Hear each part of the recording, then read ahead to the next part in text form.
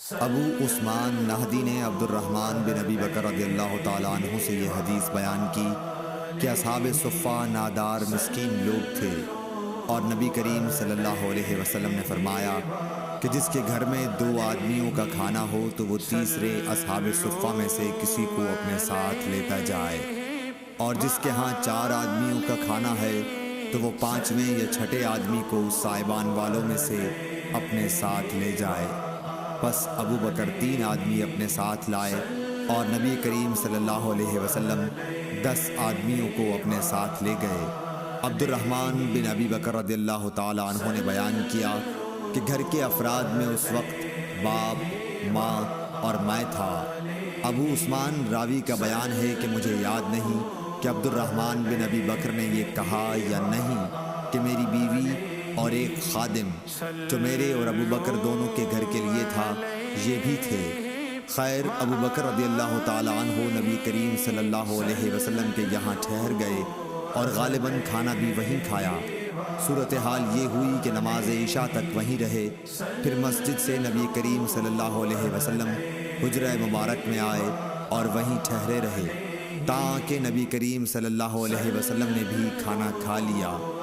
اور رات کا ایک حصہ گزر جانے کے بعد جب اللہ تعالیٰ نے چاہا تو آپ گھر تشریف لائے تو ان کی بیوی ام رومان نے کہا کہ کیا بات پیش آئی کہ مہمانوں کی خبر بھی آپ نے نہ لی، یا یہ کہا کہ مہمان کی خبر نہ لی۔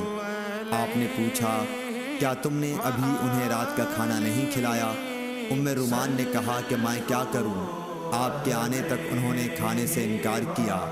کھانے کے لیے ان سے کہا گیا تھا لیکن وہ نہ مانے۔ عبد الرحمن بن ابی بکر رضی اللہ تعالیٰ عنہ نے بیان کیا کہ میں ڈر کر چھپ گیا۔ ابو بکر رضی اللہ تعالیٰ عنہ نے پکارا، اے غنثر، یعنی او پاجی۔ آپ نے برا بھلا کہا اور کوسنے دیے۔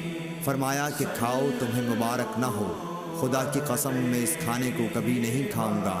آخر مہمانوں کو کھانا کھلایا گیا۔ عبد الرحمن رضی اللہ تعالیٰ عنہ نے کہا، خدا گواہ ہے کہ ہم ادھر ایک لقمہ لیتے تھے اور نیچے سے پہلے سے بھی زیادہ کھانا ہو جاتا تھا۔ بیان کیا کہ سب لوگ شکم سیر ہو گئے اور کھانا پہلے سے بھی زیادہ بچ گیا۔